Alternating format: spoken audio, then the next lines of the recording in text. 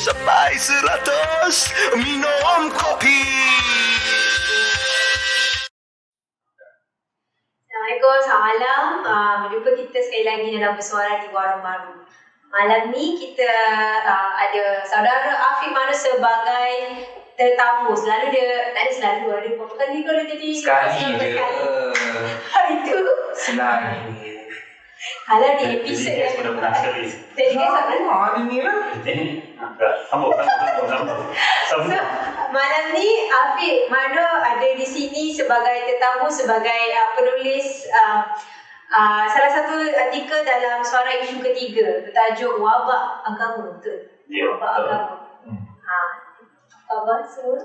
Okey. Khabar baik. Semua baik. Nak perkenalkan diri ke kau dah memang terkenal jadi orang tak perlu nak Dah kena sikit. mengenali ke? Kan aku kenal diri macam mana? Nak kena. Ha? Seperti mana yang kau mahu kan? Hai, saya Afiq. Okey, saya kenal Afiq sebagai seorang lawyer. Kemudian tapi macam ustaz pun ya. Jadi Afiq ni apa? Lawyer ke, ustaz ke atau apa? Sebenarnya,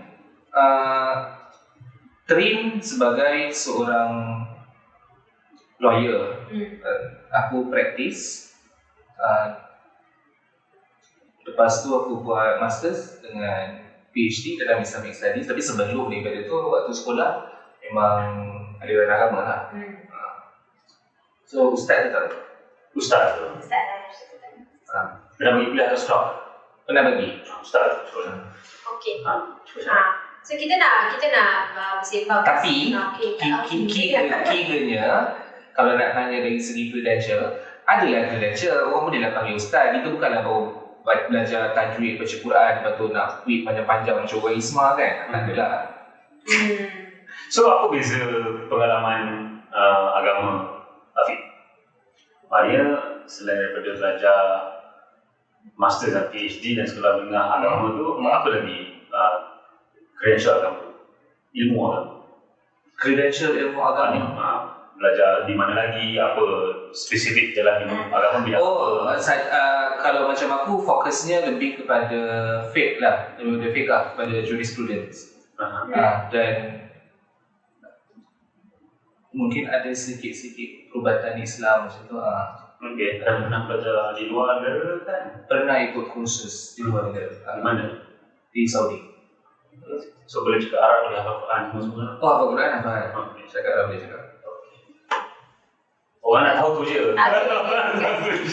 Penting penting untuk menjelaskan latar belakang saudara Afiq sendiri sebelum kita berbicara lebih lanjut tentang artikel yang bertajuk Wabak Agama. Sebab yelah kan kita nak cakap pasal agama ni, orang kata kenalah bertanya kepada yang ahli. Jadi alhamdulillah kita dah dapat penjelasan dari besar je aku tengok kau ni. Alhamdulillah kita dah tahu dan juga saudara Afiq memang mempunyai harus latar belakang agama.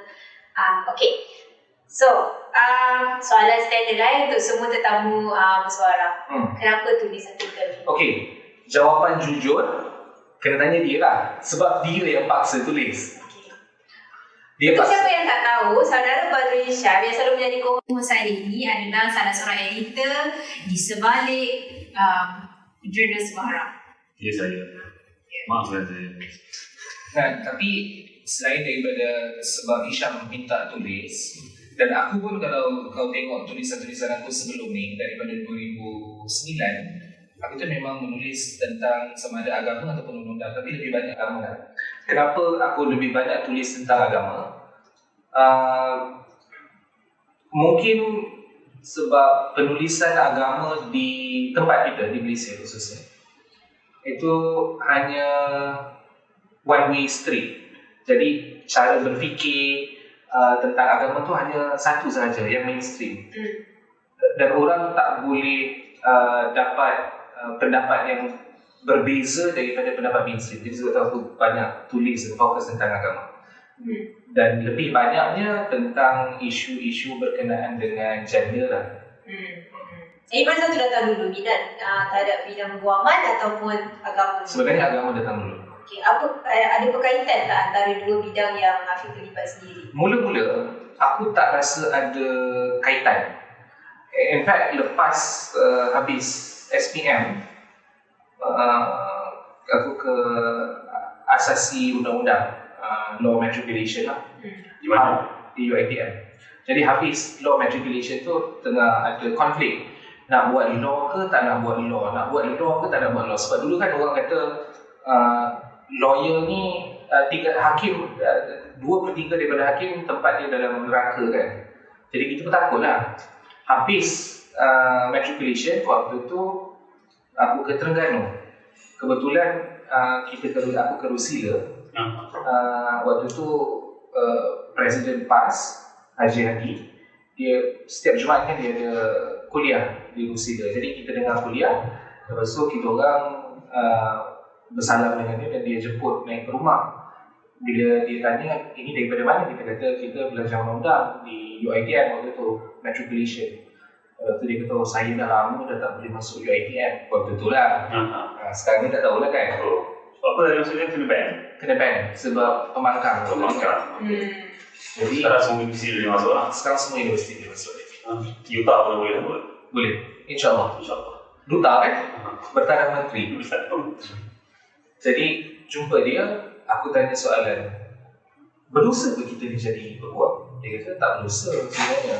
Tapi macam mana pula dengan hadis yang 2 daripada 3 orang hakim tu akan masuk dalam neraka? Dia kata kalau orang Islam tak ada peguam, nanti macam mana kita nak mempertahankan Islam? Dia kata macam tu. Dia kata Abdul Qadir Audah itu pun dulu peguam. Jadi lepas kita orang jumpa dia, kita macam boleh tak?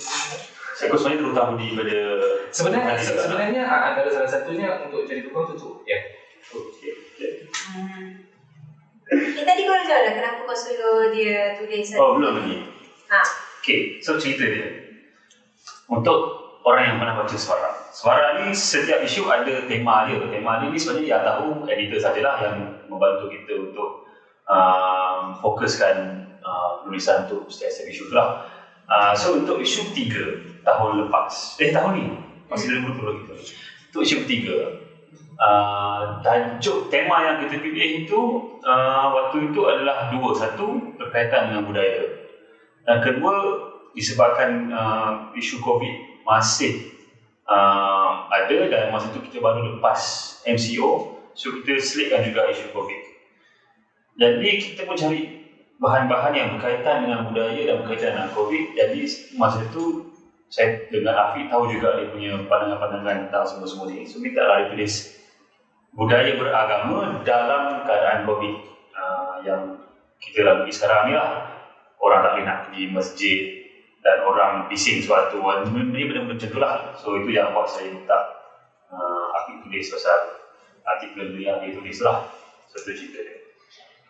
berkaitan antara Muhammad dan juga Agama. budaya beragama. Menarik sebab dia menggabungkan dua tema dekat situ. Dan menjurus kepada artikel tersebut kita sebelum maklum lah, terutamanya kita dah berapa bulan dah dalam pandemik. Jadi dekat setahun penat aku. Aku kalau COVID ni ada lepas aku picit-picit je. Aku picit. Dan COVID ni dia telah macam membongkar segala masalah yang selama ni kita macam leka dengan benda lain dan kita tak beri perhatian, dan termasuk juga budaya beragama itu sendiri. Dalam artikel tu menarik di mana Saudara Rafi sendiri macam mengetengahkan persamaan dari komuniti beragama dalam mempraktikkan agama dia. Mungkin boleh komen lebih lanjut kot. Okey, fokus artikel tu sebetulnya satu je, iaitu kita nak bagi tahu beragama ni dia tidak hanya satu saja, iaitu untuk Tuhan. Agama itu mesti ada elemen ketuhanan dan mesti ada elemen kemanusiaan. Dan benda yang paling ketara boleh kita tengok adalah waktu terjadi pandemik. Waktu terjadi pandemik, kita yang biasanya setiap waktu boleh pergi ke masjid, sekarang kita tak boleh pergi lagi. Kalau pergi pun mungkin hanya beberapa orang yang boleh pergi ke masjid. Kalau dulu biasanya kita sembahyang, soft tu dirapat-rapatkan. Ada yang sampai rapat tu, biasa kita tengok. Kalau tak nampak nanti setan dekat tengah. Ada setan. Sekarang ni ada 5 setan. Ada setan dekat tengah-tengah kan. Jadi tumit kena bertemu tumit, apa benda semua. Kadang-kadang susah, macam baris askar lagi senang daripada sembahyang kan. Sekarang bila kita sembahyang, kita takbir tu lagi kan. dengan takbir dia. Sekarang bila kita sembahyang, kalau boleh pergi ke masjid, dia ada penjarakan sosial, ada social distancing. Pakai mask. Dalam hukum fiqah kan, kalau ikutkan hukum fiqah, menutup muka itu makruh, tak boleh. Tapi dalam keadaan pandemik, kita terpaksa tutup muka. Kan? Haji, yang setiap tahun orang pergi haji, orang kumpul duit, petani-petani terpaksa kumpul duit untuk pergi haji. Saudi pun dapat banyak duit bila orang pergi haji, dan duit tu dia guna untuk serang Yaman. Berapa ramai orang mati sebab Saudi. Tu duit orang pergi haji lah tu. Dan orang tak boleh pergi haji. Saudi tak dapat duit, tak boleh serang Yaman. Ada kebaikan. Ada kebaikan dekat situ. Nah, benda-benda macam ni sebenarnya kadang-kadang kita terlepas pandang. Sebab apa? Sebab biasa kita dengar kan, dalam Quran orang biasa kata, innama khalaqtul jinna wal ins illa liya'budun. Tidak aku jadikan jin dan manusia melainkan untuk sembah aku. Jadi liya'budun itu diertikan sebagai menyembah Tuhan. Itu kan satu benda yang problematik. Sembah. Ibadat itu sembah. Kalau ibadat, kalau sembahyang itu sembah, kalau haji itu sembah, elemen dia adalah elemen ketuhanan. Sedangkan ibadah ni adalah benda yang kedua-duanya subjek, bukan salah satunya subjek, iaitu Tuhan subjek dan manusia sebagai objek itu yang menyembah. Tapi dia adalah proses dialog di antara manusia dan Tuhan. Sebab tu adanya rukhsah ataupun keringanan apabila ada kesulitan, ada masyaqqah dalam istilah fiqh. Bila biasanya orang sembahyang setiap hari di masjid, tapi tak boleh pergi langsung, jadi kita sembahyang di rumah. Daripada berhaji, tak boleh pergi haji langsung. Tapi tak boleh ke rumah pula. Tak boleh buat haji ke rumah. Dia dah yakin. Tapi kalau macam cerita Rami tu kan, dia buat virtual reality, buat haji daripada rumah tu kan. Sebenarnya menarik juga kalau kita nak tengok kan. Ini antara benda yang aku teringin nak tulis dalam suara hari tu, tapi aku tak sampai hati untuk tulis sebab aku takut nanti Kementerian Dalam Negeri haramkan suara pula. Sebenarnya banyak isu yang agak sensitif waktu pandemik. Satu yang aku berminat nak tulis sebab kau tanya tentang haji. Kita tengok ya, satu haji tu adalah satu ritual yang bukan waktu zaman Nabi saja. Maksudnya sebelum daripada Nabi Muhammad ada, haji itu sudah ada. Dan itu Allah Ta'ala sebut dalam Quran. Kita tengok setiap tahun bila sebut pasal haji, apa yang kita fikir? Kalau aku tanya, haji apa yang kau ingat? Mahal. Lepas tu queue panjang. Lepas tu sesak kan? Sesak sampai hampir setiap tahun tu ada kematian sebab haji. Orang bertawaf terlalu ramai. Lepas tu orang sampai bayar rasuah, bagi rasuah untuk naikkan kuota. Ada yang pergi jumpa tabung haji orang yang baik sebagai pon atau benda semua, dia kata boleh tak bagi saya haji tahun ni, kan? Benda-benda macam tu. Sedangkan dia nak buat ibadat tu, kan? Dan ini problem haji salah satunya. Tambah dengan COVID yang mana kena ada social distancing dan macam-macam lagi. Jadi impossible sebenarnya untuk buat haji dalam keadaan yang macam tu, kan? Nah, ini yang kontroversinya. Dulu Kiai Masdar Farid Mas'udi, dia pernah cadangkan. Dia kata dari mana? Dari Indonesia. Dia cadangkan macam ni. Kebiasaannya bila kita sebut haji itu dikerjakan hanya pada bulan Zulhijjah, pada tarikh yang khusus, 9, 10, 11, 12, 13, 5 hari. bermula daripada wukuf. Kemudian ada tawaf ifadah, tawaf qudum, semua tu selesai pada haji dalam masa 5 hari. Jadi dalam tempoh 9 sampai 13 Zulhijjah, semua orang akan duduk di tanah haram. Bayangkan betapa sesaknya tanah haram waktu tu dalam keadaan COVID ni yang wallahu alam kita tak tahu bila akan habis. Penjarakan sosial itu mustahil dengan vaksin yang masih tak ada. Jadi Kiai Masdar dia cadangkan, dia kata haji boleh dikerjakan bukan sahaja pada bulan Zulhijjah. Sebab dia kata nas Al-Quran tu sangat sharih, sangat jelas. Dia akan sebut Al-Hajju Ashhurun Ma'lumat. Haji itu dikerjakan pada bulan-bulan yang maklum. Bukan al-ayyam, bukan hari-hari, tapi bulan-bulan. Jadi ulama berbahas tentang ayat tu. Dia kata bulan-bulan haji ni ada 3.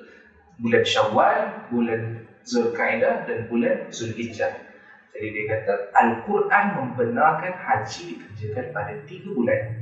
Jadi dalam masa 3 bulan, bermula dari Syawal sampai Zulhijjah, itu haji boleh dilaksanakan. So sebenarnya boleh spread up kan lah. Jadi cadangan Kiai Masdar dia kata buat macam tu.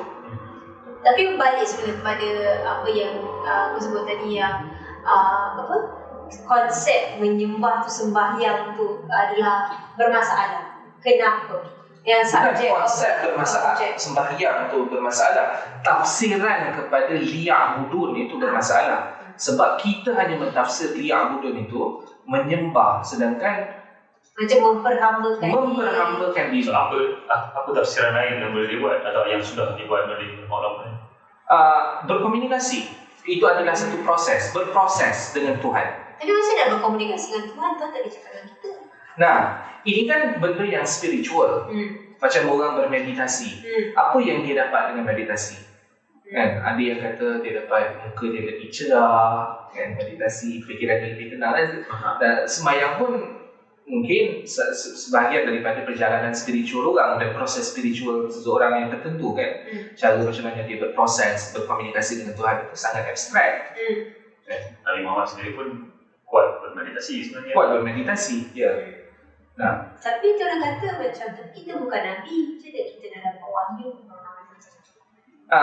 Tak perlu dapat nak bercakap dengan Tuhan ini, tak semestinya kita jadi Nabi. Pelacur pekerja seks, dia macam mana dia tahu Tuhan tu ada? Bila kita tanya, dia kata sebab dia pernah dalam kesulitan dan dia berdoa dan Tuhan jawab doa dia, dan dia rasa itu adalah komunikasi dia dengan Tuhan. Bukan semata-mata macam menyerah diri. Bukan. Tapi dia adalah satu hubungan dua hal. Ya. Satu benda yang sangat menarik, satu frasa lah yang sangat terkesan kepada saya secara peribadi ni ada dalam artikel tu adalah Hafiz sendiri menyebut tentang menjadi soleh secara peribadi dan menjadi soleh secara sosial. Apa maksud tu menjadi soleh secara sosial? Okey.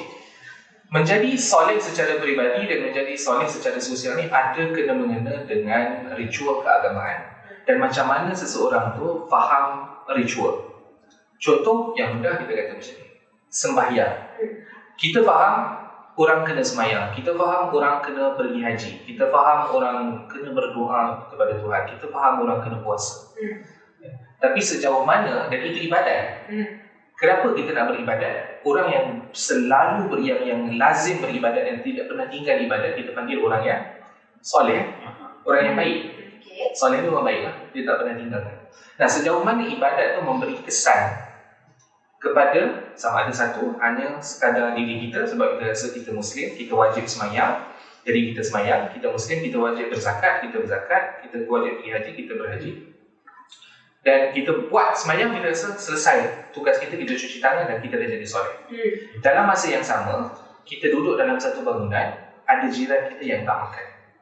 Dalam masa yang sama, kita pergi kerja dan kita sebagai majikan, kita tidak melayan pekerja kita dengan layanan yang manusiawi. Maksudnya gaji minimum tak ada, kita ambil intern, kita tak pernah bayar, ataupun kita sebagai kerajaan, sebagai pemerintah, sebagai Perdana Menteri misalnya, kita jadi Perdana Menteri, kita semayang, kita boleh baca Quran dekat National TV, kita boleh baca doa, sampai semua orang sayang kita cakap Perdana Menteri kita boleh baca doa, tapi dalam masa yang sama dia zalim, dia jadi orang yang korup dan dia mencabul hak asasi manusia. Jadi semayang tu dia pergi mana? Puasa tadi pergi mana? Haji dia tadi pergi mana? Nah itu soleh secara peribadi. Dia buat selesai, dia cuci tangan dan dia tak pedulikan dengan apa yang ada di sekeliling.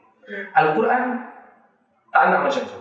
So ada kita tengok contoh dalam sembahyang, ayat yang suruh sembahyang, dia kata ayat yang suruh sembahyang banyak, ayat yang minta sembahyang dalam Quran. Salah satu ayat dia kata inna salata tanha 'anil fahsya'i wal munkar. Semuanya sembahyang tu akan bantu kita mencegah perbuatan keji dan mungkar. Keji dan mungkar mana? Keji dan mungkar tu tak boleh seserak kan?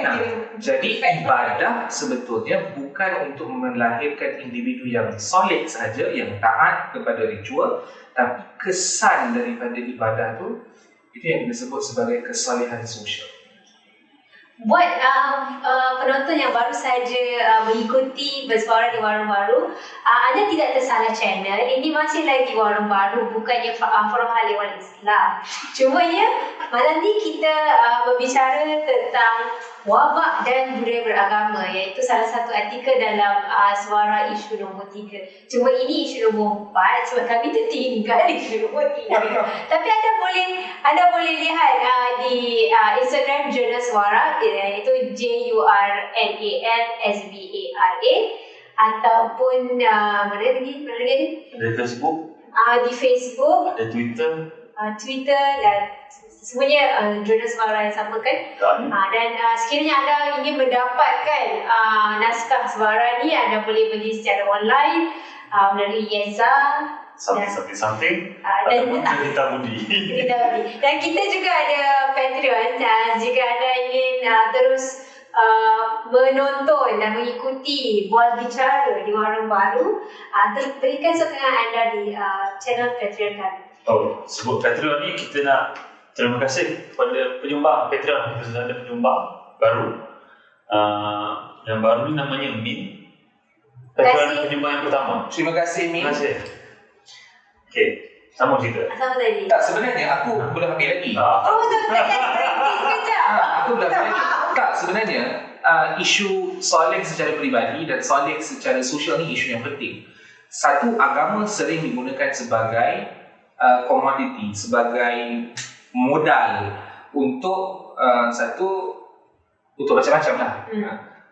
Macam biasa untuk berpolitik, untuk dapatkan laba, untuk dapatkan keuntungan, untuk dapatkan pengaruh. Orang akan guna agama dan orang sanggup guna agama. Sebab tu aku banyak kali, kalau siapa-siapa yang rapat dengan aku dengan selalu kata Allah tu maha besar. Dan kita semua tahu Allah maha besar, dan orang yang semayang dia akan tahu, dia akan sebut setiap hari Allahu Akbar, Allah maha besar.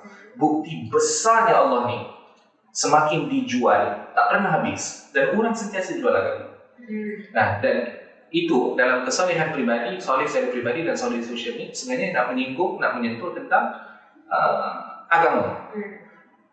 Kita tengok ada orang kaya yang ada perusahaan, ada company, tapi dia zalim kepada pekerja dia. Jadi dan itu satu dosa, zalim kepada pekerja. Jadi untuk rasa kurang bersalah, apa dia buat? Dia pergi buat haji tiap-tiap tahun.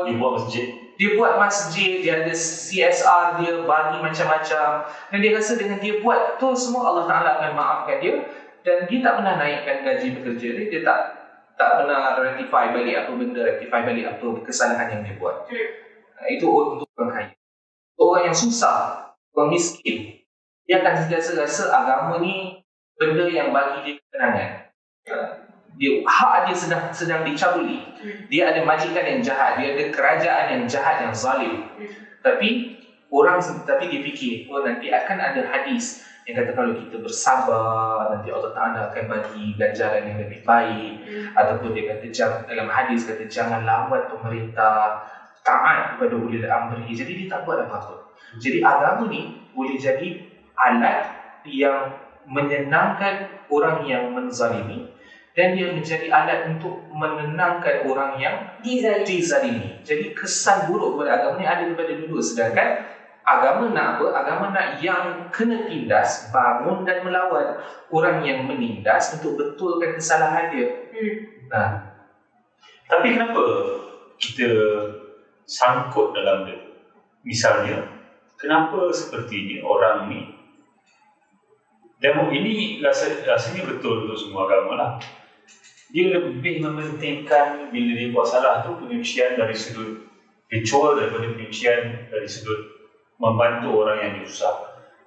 Nah, fokus kita dalam bertuhan ini sudah berbeza. Tak tahu di mana salahnya, sedangkan Al-Quran itu sebut terlalu banyak tentang manusia lebih daripada Tuhan. Tapi kita sentiasa rasa Tuhan. Bukan tak salah, tapi fokusnya tu mungkin sedikit sengit dan lari. Contoh, aku pernah dan kita selalu borak tentang benda ni, tentang homeless contohnya. Kan? Dalam Quran, berapa banyak ayat Quran yang minta kita bagi makan kepada orang yang susah. Berapa banyak ayat Al-Quran yang minta kita memelihara anak yatim. Ada satu waktu tu aku jalan di Masjid Jami' Kuala Lumpur. Sekitar situ kan banyak gelandangan. Masjid yang sebesar-besar masjid yang waktu pandemik ini orang tak boleh masuk, apa guna dia? Hanya sekadar laungkan azan. Jadi ruang yang banyak tu untuk apa? Kenapa dia tak bagi orang-orang ni masuk dan tidur ataupun gunakan tandas, gunakan air ataupun bagi makanan sampai terpaksa ada volunteer daripada NGO yang terpaksa bagi makan. Institusi masjid kita institusi zakat dan keamanan. Sedangkan dua-dua institusi ini institusi yang Quran sebut tentang masjid, Quran sebut tentang zakat, hadis sebut tentang masjid, hadis sebut tentang zakat. Tapi tak ada kesan kepada manusia. Tak ada kesan kepada gelandangan. Waktu aku jalan tu, kebetulan dia baca surah Quraisy, di ila Quraisy di ila fihim rihlat asy-syita'i was-sayf. Falyabudu rabb hadzal bait alladhi at'amahum min ju'in wa amanahum min khauf. Sesungguhnya ni Tuhan yang mengenyangkan perut yang lapar dan memberi aman kepada jiwa yang takut. Dekat di luar daripada masjid kau, yang kau baca untuk semayang tu, pakai speaker besar, berapa ramai orang lapar dan berapa ramai orang yang takut tak ada tempat berteduh. Apa yang kau buat? Kau tutup masjid kau tak bagi foreigner masuk, sedangkan dia adalah golongan yang paling rentan. Dan kita rasa kita semua beragama dengan cara macam tu. Tapi itu yang menyebabkan, misalnya kalau kita fokuskan Islam dan Islam Muslim di Malaysia, kita dari kecil kita diajar yang masjid ini sepatutnya menjadi satu institusi masyarakat. Daripada kecil kita sebut pasal masjid dia, bukan sahaja tempat sembahyang, itulah juga tempat kita kenduri, kita membantu orang. Kalau masjid-masjid yang lama dulu mesti akan ada perpustakaan juga di situ. Tapi kenapa benda itu tak dipraktikkan? Jadi masjid ini sangat eksklusif. Tak ada eksklusif. Jadi sembahyang saja. Sekarang ni siap orang tutup pagar. Kalau kecil-kecil kalau kita try, ada tuition, class. And then kalau macam dulu, kalau macam ada kampung kan, kalau lambat malam-malam tu masuk je masjid. Jarena dalam tidur. Sekarang masjid semua kunci, lepas Isyak semua tutup. Betul lah. Mungkin ini cara kita memandang agama dengan tidak betul. Cara pandang agama kita yang sengit. Bukan agama dia yang sengit, ini cara pandang kita kepada agama, cara pandang kita kepada institusi agama macam masjid, macam pusat pengurutan zakat. Pusat pengurutan zakat, aku sebenarnya juga pusat pengurutan zakat dan masjid ni lah. Masjid dah tak ada fungsi. Macam kau kata dulu masjid ni ada kelas tuition, ingat. Kemudian masjid kan padangnya luas, jadi orang main petang dekat masjid, mengajar bukan sahaja kelas agama, tapi macam-macam. Ada orang buka gerai di sekitar masjid kan, banyak aktiviti dekat masjid. Sekarang orang sudah tak pandang masjid macam tu lagi. Walaupun ada sebahagian masjid di Lembah Kelang ni yang kutipan setiap Jumaat dia sampai berjuta, tapi tak ada manfaat. Boleh buat duit juta tu. Wallahu a'lam, tak Itu tahu. belum dapat dia jadi, sebelum dapat dia Ya, tak Jakim tu. ada manfaat. Jadi prioriti kita sudah sengit. Daripada zakat, sebagai contoh zakat Selangor. Jadi zakat Selangor, kita ada asnaf yang pelbagai. Kita sebut satu-satu zakatnya. Jadi, zakat Selangor contoh dia, salah satu asnaf itu ar-riqab. Ar-riqab asalnya hamba. Hamba yang nak membebaskan dirinya, dia boleh pergi jumpa Baitul Mal dan beritahu yang saya nak tebus diri saya daripada menjadi hamba, jadi zakat boleh bagi duit untuk itu. Jadi ar-riqab ini telah ditafsirkan oleh ulama daripada dulu sampai sekarang ditafsir ulang. Sekarang kita tak ada lagi praktik slavery, hamba ni dah tak ada. Jadi ar-riqab tu dah sepertinya tidak relevan. Jadi ada ulama yang mentafsirkan ar-riqab macam Muhammad Shalih bin Utsaimin, dia kata salah satu tafsir ar-riqab ni adalah negara yang majoriti umat Islam dalam keadaan perang, dalam keadaan dijajah, jadi boleh negara-negara lain bagikan duit daripada zakat ikut asnaf ar-riqab ini untuk beli senjata, untuk membebaskan negara itu daripada penjajah contohnya. Tapi kita di Malaysia ramai orang yang tak ada kerja, membebaskan orang daripada kemiskinan. Tapi kita punya fokus adalah kepada LGBT dan sex worker. Jadi dia bagi ar-riqab ni kepada NGO Islam untuk buat sex conversion therapy. Dan nak minta zakat dekat Selangor ni punyalah susah. Apa yang merugikan proses? Okey, sebab tadi Afiq cakap tu, saya sekarang tengah buat satu kerja penyelidikan tentang public housing di Selangor PPR. Antara data yang saya nampak, orang PPR di Selangor sebanyak 15% saja orang yang terima zakat. Yang layak tapi Yang terima zakat tu 15% saja. dia berapa daripada keseluruhan yang layak lah maksudnya. Sebab kalau kita nak takrif kan, patutnya orang yang duduk di PPR ni patutnya layaklah, sebab first gaji diorang kebanyakan di bawah daripada Gaji minimum. bukan sekadar minimum, poverty line income bawah. Dan macam itulah, ada di Selangor tu juga saya ada orang yang dibelenggu kesusahan yang membuatkan mereka tak boleh memperbaiki kehidupan mereka. So sebenarnya COVID dan tak ada kerja ni, itulah, dan orang yang kerja di public housing ni banyak yang tak ada kerja. Tapi dia orang satu je dapat. So apa yang merumitkan proses tu sampai ke tahap sikit dia dapat dapat tulis macam semua orang dapat je. Itu masalahnya, cara kita berfikir, cara orang yang mengurus zakat ni berfikir. Dia ada orang zakat ni, dia pergi rumah, dia tengok ada TV, dia kata oh ini tak miskin. Ada orang yang duduk rumah besar, tapi dia duduk rumah tu rumah keluarga, 8 family duduk dalam tu, dia tengok rumah awak ni besar dalam kawasan yang elit, jadi awak tak layak dapat zakat. Tapi dia boleh bagi duit zakat untuk benda-benda yang tak patut. Sex conversion therapy. Mana dia punya logik, tak tahu. Sedangkan orang susah ni. Mungkin dia orang menarikkan amal ma'ruf nahi munkar itu. Boleh jadi. Tapi di situ lah pentingnya ada apa saya kata pembuat polisi yang include orang daripada pelbagai latar belakang. Maksudnya kalau orang yang buat polisi tu semuanya menggaji, tak ada risau pasal masalah sehari-harian, selagi itulah dia punya tarifan tentang susah itu adalah berdasarkan apa yang dia rasa itulah susah. Padahal dia tidak pernah merasa susah. Dia tidak mempunyai keluarga yang betul-betul susah, yang dibelenggu, tak ada kerja, hidup dalam poverty line, bawah poverty line. Jadi di situ ada dari segi pemikiran pembuat polisi itu sendiri lah. Juga beragama lah. Pemikiran pembuat polisi satu. Kita tengok ya, dalam institusi agama kita ada ahli majlis fatwa. Berapa ramai ahli majlis fatwa ni terdiri daripada satu perempuan, sedangkan populasi perempuan lebih ramai daripada lelaki-lelaki. Tapi kalau ada 1-2 saja, itu pun sebagai complementary, kan? Mana daripada kelas ekonomi yang berbeza, mana daripada latar belakang selain daripada agama, tak ada. Mungkin ada sedikit dalam majlis fatwa, cuma itu kita tak nampak. Sedangkan bila kita dalam majlis fatwa mereka membincangkan hukum-hukum lah kan. Dan hukum-hukum ni bukan sahaja memberi kesan kepada umat Islam, dia juga memberi kesan kepada alam sekitar, Betul. kepada masyarakat setempat, tak kira agama. Jadi Betul. sudut pandang berbeza tu memainkan peranan juga lah kan. Dan bila Afiq menyebut tentang tadi dah habis ke? Dah habis dah. Betul lagi. Ada komen dari penonton. Betul. Namanya Faruk Abdul Jalil Patan.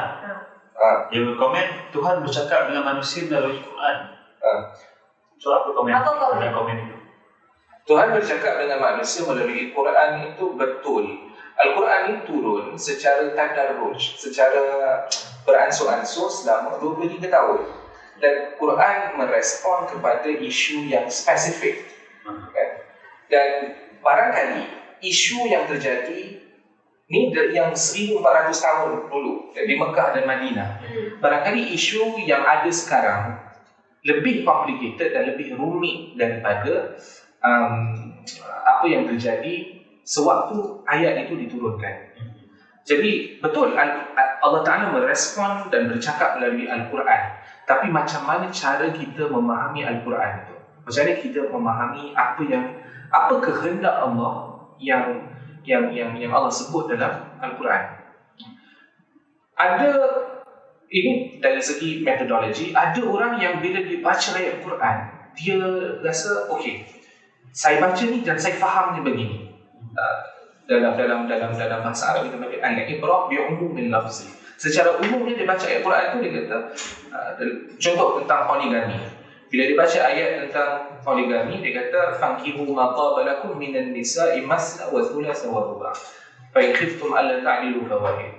Kawinlah kamu perempuan yang dia senang kepada kamu 2, 3 atau 4. Tapi kalau kamu takut untuk tak berlaku adil, 1 cukup. Jadi ada orang yang baca secara literal, dia faham, dia kata jadi ayat ni membenarkan kita berpoligami kecuali dengan syarat adil.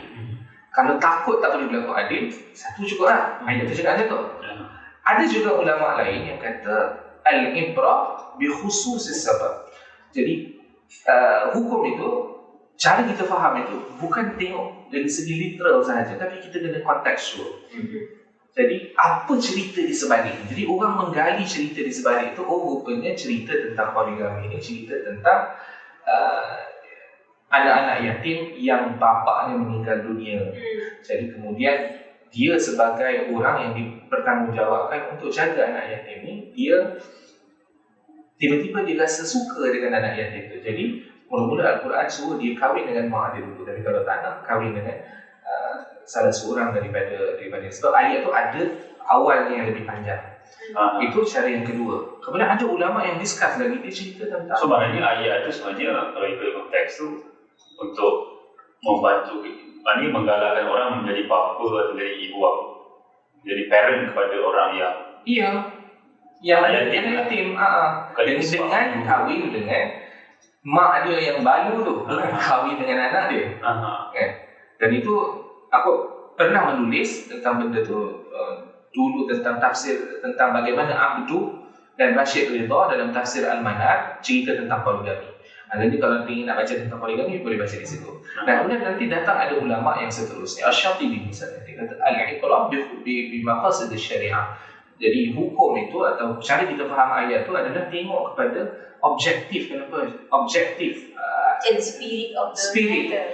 Jadi bila kita baca undang-undang macam-macam undang. Jadi bila kita baca ayat tu, rupanya ada ayat lain yang cerita tentang manusia ni takkan mampu untuk, tadi cerita tentang adil kan. Ada ayat yang lain dia kata bahawa manusia ni tidak boleh berlaku adil walau dia cuba secara bersungguh-sungguh. Jadi ada ulama yang dengan satu ayat sahaja boleh datang berbeza-beza pendapat. Jadi firman Tuhan ni yang mana? Adakah tafsiran yang pertama, atau tafsiran yang kedua, atau tafsiran yang ketiga?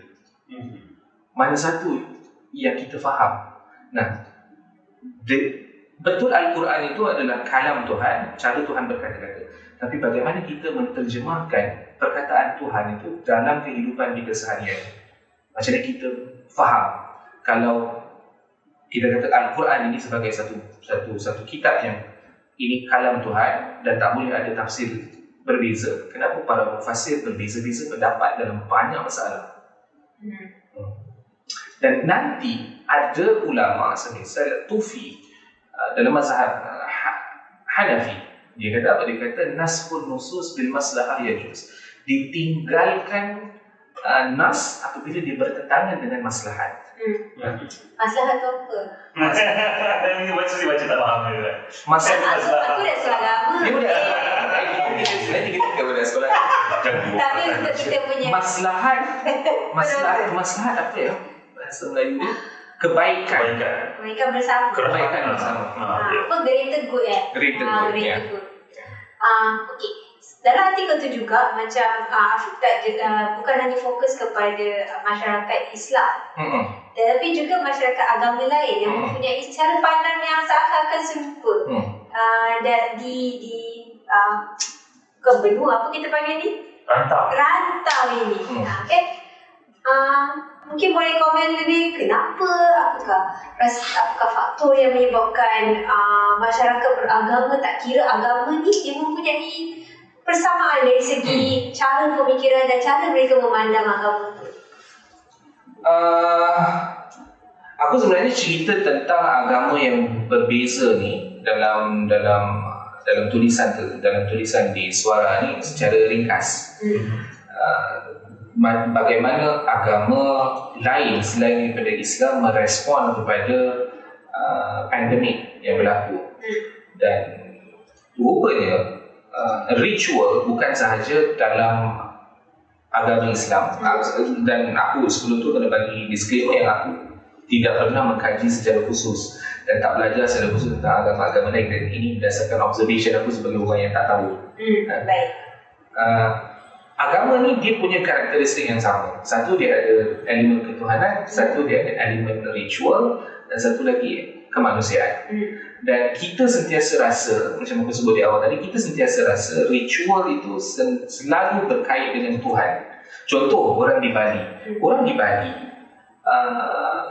majoriti masyarakat dia adalah masyarakat Hindu. Dan kalau kau tengok di Bali tu, hampir setiap hari ada upacara sembahyang yang dia buat, sampai kebanyakan daripada duit dia habis untuk sembahyang saja. Galungan, kuningan, kemudian ada nyepi, nanti ada melukat, melasti, apa benda semua. Dan itu memerlukan duit yang banyak. Dan ada yang perlu buat tepi laut, ada yang kena ke pura ataupun temple dia, dan tak boleh dalam COVID ni susah. Dan waktu COVID datang ni baru tiba-tiba tersentak dia daripada duit yang banyak tu. Sekarang kita nak buat macam mana? Macam mana kita nak menyambut nyepi? Selalu kan nyepi dia akan bawa okor-okor, dan itu dalam okor-okor ni dibawa pada malam nyepi tu, dan orang yang bawa okor-okor tu banyak, ramai. Waktu COVID kena ada penjarakan sosial. Sama dengan kita dalam Islam, haji, nak bertawaf lagi, dengan nak pergi masjid lagi, duduk saf semua, nak benda-benda tu. Jadi elemen rupanya ritual ini bukan sahaja di Nusantara, sebenarnya di mana-mana tempat sama. Jadi kita kena beradaptasi dengan teknik atau keindah baru daripada kita datang ke gereja setiap hari Ahad. Sekarang ni kita buat secara Zoom ataupun Google Meet, kan?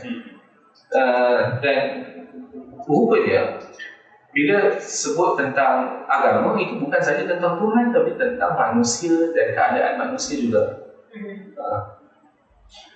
Ada prioriti ke yang mana harus didulukan dahulu? Manusia Prioriti. itu priority dia. Kita dalam Islam ni kita diajar tentang fiqh aulawiyat ataupun the science of priority. Yeah. I can dia translate to English lah kan.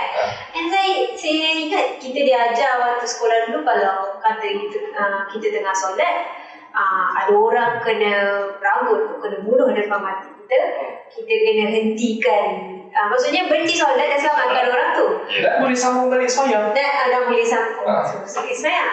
Tapi saya macam mempunyai satu kesukaran untuk menerima pendapat bila sesetengah pihak mengambil pendirian yang dia menangguhkan ibadah haji dia, sehingga Arab Saudi berhenti menyerang Yaman.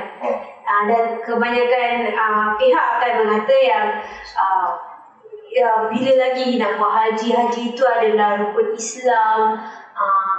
Dan dia macam tu lah bila dia kata tapi macam pula dengan nyawa orang. Jadi kat situ saya mempunyai kesukaran untuk macam menerima satu jalan, sebab pada saya dia punya panduan adalah sangat jelas. Kalau solat kena berhenti, orang lain kena kalau ada orang kena bunuh depan kita, waktu solat kita kena berhenti. Bukankah sama konsepnya kalau kita nak buat haji dan orang lain punya nyawa diancam? Aku setuju dengan kau. Dan aku secara peribadi, aku tak akan pergi haji, aku tak akan pergi ke Saudi sampai Saudi berhenti menjadi Dracula. Jadi anjing kepada imperialis dan kapitalis barat yang menyusahkan manusia-manusia lain yang kecil, negara-negara kecil yang ditindak. Tapi sekarang macam mana kita mahu macam menjelaskan bahawa antara pembunuhan di hadapan orang yang kita sebab kita solat itu adalah sama seperti pembunuhan umat tak kisah Islam ke tak kisah manusia di Yaman dan juga haji, macam mana benda ni adalah sangat sama. Dan kenapa kita mementingkan rukun Islam kita secara pribadi lebih daripada soleh kita secara sosial kepada semua manusia.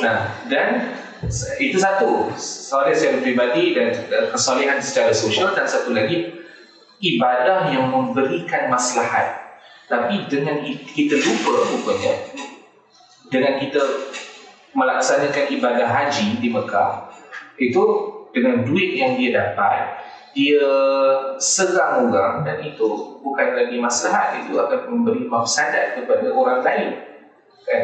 Jadi kalau tanya aku secara logik dan sebagai seorang manusia, dan kita bukan bercakap sebagai manusia separuh dewa tu, kita ini manusia, adalah sikit rasa simpati dan kesian. Kalau kita tengok di banyak negara yang tapi muncul banyaknya di negara barat, ada movement BDS Apa tu? BDS bukan BDS. Ada boycott, divest and sanction. BDS. Tidak ada M. Dia sebab agama dengan benda-benda sama je kan? Bukan sama berkaitan. Okey. Maknanya dia memboycott bisnes-bisnes dan benda yang boleh menjadi kewangan pada reja-reja yang zalim. Okey. Bolehkah kita boycott agama? Boycott ritual? Seperti macam kita cakap pasal Boycott haji, boycott je. Tuhan tahu. Tuhan bukan King Salman. Malahan dah terdapat gerakan Islam di negara lain yang melakukan yang boycott. So untuk orang di Malaysia yang mula ada bertanya-tanya pasal benda ni, apa saran anda? Dan apa argument yang kau boleh buat untuk orang ambil stand? Dalam agama itu ada satu pesan yang Nabi bagi khusus. Sebelum minta fatwa dengan sesiapa, Nabi suruh kita istafti, tanyakan fatwa kepada hati kita. Zalim, inhumane, tidak berperi kemanusiaan, ini benda yang universal. Orang yang tidak ada agama pun tahu. Ini kan pula orang yang ada agama dan katanya Tuhannya itu maha adil, benci kepada benda yang zalim dan minta tolong. Dan kita ini ada arahan istimewa daripada Nabi dalam hadis. Nabi kata bantulah orang yang zalim dan orang yang dizalimi. Dua-dua kena bantu. Membantu orang yang dizalimi macam mana? Membantu orang yang zalim, kita hentikan perbuatan zalim dia. Macam mana cara yang menzalimi? Ya. Macam mana kita nak bantu orang yang menzalimi dan dizalimi ni dalam konteks haji? Berhentikan sumber keuangan dia. Boycott produk-produk dia. Dan itu kita tak perlukan agama untuk bagi tahu kita benda ni salah dan benda ni betul. Sama seperti gerakan BDS lah di negara-negara barat sekarang ni. Bukan BDS kan? Bukan saja umat Islam yang prihatin terhadap isu di Palestin, tapi semua masyarakat seluruh dunia sekarang ni lebih lagi sekarang lebih berkesedaran tentang kezaliman yang melanda rakyat Palestin. Tak kira agama, mereka menyokong BDS dan memboikot kerajaan Zionis. So sama je, pokoknya adalah prinsip. Kita apa saja yang kita lakukan tu berdasarkan prinsip, bukannya berdasarkan image. Bila yang orang yang menzalimi itu adalah berketurunan Yahudi, kita begitu berprinsip lagi, begitu berani lagi untuk boikot. Tetapi apabila pihak yang menzalimi itu adalah beragama Islam dari tanah suci, maka kita membuat mengubah prinsip kita ataupun mencari justifikasi untuk melindungi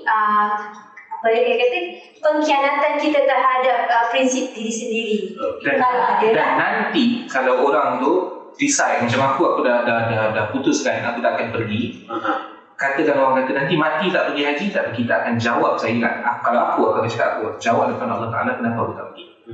Dan kuasa Allah Ta'ala faham. Tapi dalam masa yang sama saya tidak menyalahkan ataupun memperlekehkan jugalah pihak yang ingin terus yang nak pergi haji ni, yang nak kau tak pergi. Sebab saya ingat lah macam kadang tengok macam dah berpuluh-puluh tahun kan simpan duit daripada kebun. Yelah, tapi kalau dah semua hidup dia fikir dia nak pergi juga, tak sampai hati lah nak cakap kat pakcik 60 tahun kata pakcik tak boleh pergi haji sebab usia orang kat Yaman tu. Sepanjang hidup dia tersimpan duit dekat tujuan tak tahulah kat Baling ke kat mana. Nampak tak agama tu jadi candu. Jadi kita ni dah lama dibodohkan dengan agama. Okey, itu konteks global. Konteks lokal, konteks nasional. Di mana kalau ada kita dapati institusi-institusi tempatan yang menjadi masalah untuk orang kehidupan, untuk orang biasa kat sini, kita boikot orang macam mana? Contohnya kalau kita tak setuju dengan pengabdian zakat. Tak payah bayar zakat kan? Aku tak pernah bayar zakat fitrah pun aku tak pernah bayar kepada lembaga zakat. Sebab aku rasa mengarut. Mana duit zakat ni? Dia nak buat apa? Buat ini untuk conversion therapy. Kan? Nak bagi duit zakat kepada orang miskin ni sikit punya susah. Macam dia tak jumpa orang miskin tu dekat mana. Bersama membuat sekejap je. Kita Ustaz MBQ boleh makan binatang. Kita ada Ustaz MBQ yang lebih berfungsi dan lebih nampak manfaatnya daripada badan-badan zakat yang setiap negeri ada. Sampai ke negara punya makanan pun dia boleh bagi. Sedangkan apa masalahnya kalau zakat bagi makanan kat binatang? Orang boleh tak nak bagi? Boleh binatang. Betul. Orang tak nak bagi, boleh binatang. Aku waktu mula-mula ramai orang mengarah waktu mula-mula aku antara satu organisasi yang aku benci, itu Sisters Islam dulu. Sampailah aku volunteer dengan Sisters Islam. Dan aku sebenarnya cerita pengalaman volunteer tu. Aku diminta untuk menjawab soalan. Kebetulan ada satu soalan tu daripada mu'allaf. Dia tanya, dia bagi tahu dalam soalan tu, dia bagi tahu yang dia jaga mak dia yang sedang sakit. Aku simpan lagi email tu. Dia jaga mak dia yang sedang sakit. Dia pun sendiri OKU, dia kurang membayar. Dia cuba minta bantuan tapi tak dapat. Jadi orang bagi cadangan, dia kata pergilah minta bantuan zakat. Jadi dia pergi ke pejabat zakat di Kajang. Dia pergi ke pejabat zakat, dia bagi tahu keadaan dia. Zakat kata dia boleh tolong tapi dengan syarat masuk Islam. Dia kata dia masuk Islam. Bulan pertama dapat duit. Bulan kedua dapat duit. Bulan ketiga dah tak dapat duit. Kenapa? Lepas tu dia pergi ke zakat di Kajang, pejabat zakat di Kajang. Dan dia bagi tahu, saya tak dapat duit, saya dapat bulan pertama dan kedua saja. Dia kata, nanti kita bagi. Berbulan-bulan tunggu tak bagi-bagi. Dia komplain sekali lagi ke pejabat zakat. Dia kata, macam mana ni? Saya dah tak dapat duit berbulan-bulan. Saya masuk Islam atas cadangan untuk dapat bantuan zakat. Sekarang ni bila masuk Islam, family members yang lain tinggalkan saya, tak bantu saya. Dan dia kata, orang zakat di Kajang, dia kata, awak kena pergi Shah Alam, kena buat report dekat sana. Dia pergi Shah Alam dan dia buat report. Bila dia buat report kat Shah Alam, masih lagi benda yang sama. Dia pergi balik ke Kajang, dia kata, sebab awak dah buat report, jadi kita takkan entertain lagi awak macam tu. Asalnya kau dah suruh orang tu masuk Islam sampai dia kena buang keluarga dia, lepas tu kau buat perangai macam tu dengan dia. Nah, ini problem dia. Sampai dia terpaksa tanya kepada NGO yang kebetulan difatwakan sesat di negeri Selangor sendiri tentang macam mana dia nak dapat bantuan, boleh tak dia nak keluar dia dari Islam. Nah, ini benda-benda yang jadi selalu. Mahkamah Syariah, ada kawan yang pernah aku tolong. Dia ni, bapa dia hilang sejak daripada dia lahir, tak jumpa. Tak pernah jumpa bapa dia. Dan dia nak kahwin, dia minta untuk buat permohonan di Mahkamah Syariah Kuala Lumpur. Minta buat permohonan untuk wali hakim. Tapi mahkamah kata boleh dengan syarat awak iklankan dulu sebab bapa awak tak mati lagi. So dia iklankan. Dah iklan, dia kata, oh tak ikut specification kita ni, jadi kena iklan kat akhbar lain. Dia buat. Sampailah besok tu nak kahwin, masih lagi tak dapat apa-apa. Dia kata, macam mana saya nak kahwin? Ada pegawai mahkamah kata, macam ni, awak buat kenduri dulu, sebab invitation dah hantar, buat kenduri dulu, nanti nikah hari lain. Dia suruh buat kenduri dulu. Sebab invitation Saya tak hantar je wali. apa masalahnya nak dapatkan wali? Lepas tu dia kata, kenapa tak boleh jumpa hakim? Sebab hakim tengah kursus. Nah, benda-benda macam ni, ini benda yang betul. Tak ada yang ganti hakim ni. Tak ada. Seorang je yang boleh buat. Kau jangan marah aku. Kau marah? Tak ada lah. Itu macam birokrasi yang mengarut. Begitulah. Kalau dia tak kahwin, nanti kena dapat buat. Nanti nak kahwin, punyalah Duit susah-susah. nak buat dulu, suruh buat duit satu je. Nah, ini problem yang kita selalu hadapi. Tapi bila kita suarakan benda ni, orang kata jangan. Nanti orang kata institusi agama kita, betul ada problem institusi agama kita, tapi nanti macam memburuk-burukkan agama. Macam ini isu halal yang baru ni kan. Isu apa? Oh, daging. Daging. Daging apa? Daging yang teh kato. Teh kato jadi pegawai kerajaan kena rasuah. Jadi yang orang tengok, Kena rasuah. yang orang tengok adalah isu daging tak halal tu. Orang tak peduli isu rasuah di kalangan pejabat agama. Itu belum lagi halal punya sertifikat. Berapa banyak duit yang orang terpaksa rasuah. Yang dapat rasuah ni pula ustaz-ustaz. Kalau berduduk dengan transgender community yang sex worker, ada orang ni on daily basis akan kena harass. Tapi ada masa Jabatan Agama akan datang dan minta servis. Tak ada siapa yang highlight benda tu. Di akhirnya, kita tinggal Ada berapa minit lagi? ada soalan tambahan ke? Tak ada. Sepertinya tidak ada. Okey, sebenarnya aku ada satu soalan. Berapa ramai yang tengok kita? 200. Oh, ramai juga. Astagfirullahaladzim. Kau tengah-tengah ni kau tanya pula. Nak tahu. Kita cakap pasal BDS, cakap pasal haji. Okey. Kan Ismail ada tabung aman Palestin. Sekarang fikir, kau tak tambah Y kat depan tu, Yaman Palestin, Yaman. Yaman dan Palestin kan? Kamu tak ada banyak. Tabung untuk Dan kita ni sangat selektif kan. Palestin kita ambil tahu, Rohingya kita tak ambil tahu. Bukan saya tak ambil tahu, kita Langsung halau balik. Kita suruh halau balik. Bot tu kita nak balik situ je. Lepas tu jadi ustaz-ustaz kita bergaduh. Rohingya ni, pelarian ni tak boleh disamakan dengan Nabi. Nabi bukan pelarian, hijrah tu bukan pelarian. Inilah mentaliti ustaz-ustaz kita. Habis Nabi tu pergi ke Pergi cuti. Pergi Madinah. Migrate. Oh, itu arahan daripada Allah. Habis Allah arahkan dia pergi ke Madinah tu untuk apa? Saja suka-suka, seronok-seronok pergi sana. Kan sebelum tu pergi cuba pergi tempat lain, nak tempat lain. Kalau pergi tempat lain. Itu pelarian lah. Tak, itu hijrah. Mungkin kalau buat Sampai dalam parlimen cerita pasal hijrah dan pelarian, punya tak ada kerja orang agama kita.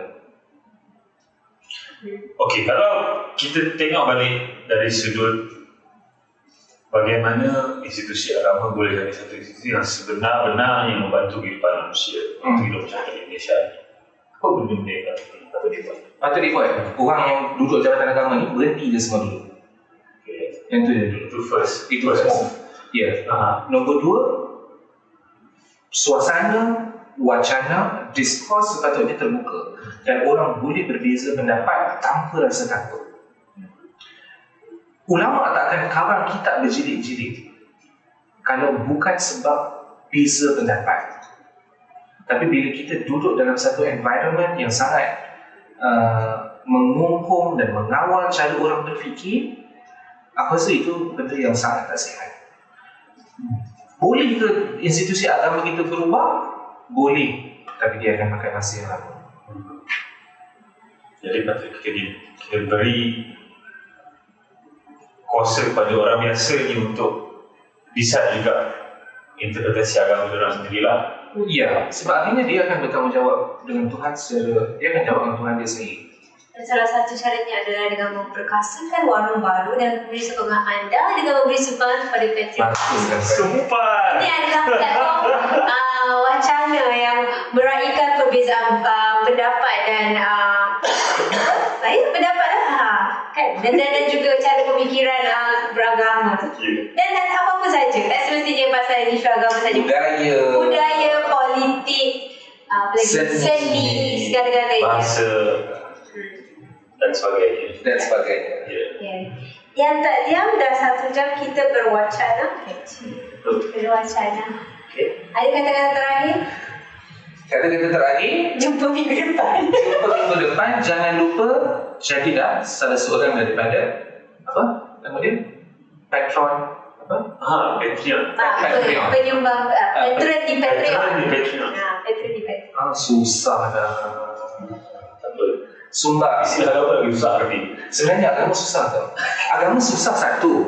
Dan disusahkan. Dan disusahkan. Kan? Aku sebenarnya tak tahu macam mana ustaz-ustaz ni boleh tidur malam. Diingat dia pakai jubah, pegang tasbih, nyanyi macam tu, Allah Ta'ala nak pandang dia dengan belas kasihan. Tasbih juga. Lepas tu dengan bila bagi arahan tak masuk, dan dia orang boleh aku boleh nak cakap lagi banyak, dan dia orang boleh justify tak bagi migrant masuk ke dalam masjid tu dengan alasan agama tu. Punya jahat orang agama kita ni. Itulah daripada jadi satu tempat yang patut terbuka untuk semua orang yang memerlukan, kita masjid jadi letak sign foreigner not allowed. Tak lucu pun. Jadi perjumpaan agama kita ni hanya perjumpaan sosial sebenarnya. Dan kita tak sebut dalam artikel tu. Ini sekadar apa ni, kawan lepak-lepak je. Lepak-lepak dan Bukan setakat masturbasi apa? Masturbasi agama. Jadi dia seronok sendiri. Oh, itu maksudnya. Itu maksudnya. Okay. Itulah sebab perjumpaan sosial boleh juga jadi sesuatu yang sihat bila kita berjumpa dengan orang yang berbeza dan Kenapa masturbasi agama? Kenapa? Sebab kalau melakukan hubungan seks hanya suami saja yang puas, itu bukan hubungan seks, itu bukan jima. Itu istimna, itu masturbation. Suami je yang puas. Agama ni macam tu lah. Agama ni dia je yang puas. Dia seronok lah ni, kita dah jadi jumpa point. Tapi dia tak fikir orang keliling dia tu. Gerak dah kursi aku. Apa pun, terima kasih banyak-banyak kepada anda yang menonton dan mengikuti sesi bersuara di Warung Baru pada malam ini. Bagi siapa yang tak dapat mengikuti pada hari Selasa, boleh lihat, boleh tonton rakaman di Facebook Warung Baru. Sentiasa ada di situ. Terima kasih untuk baca lagi artikel-artikel yang seperti ini yang sudah sedia ada, dan untuk artikel-artikel yang akan datang, berilah suara. Dapatkan suara di mana-mana saja. Di mana-mana kedai-kedai yang menjual. Jadi kita boleh makan es kosong. Asyik melala gara-gara tim kosong.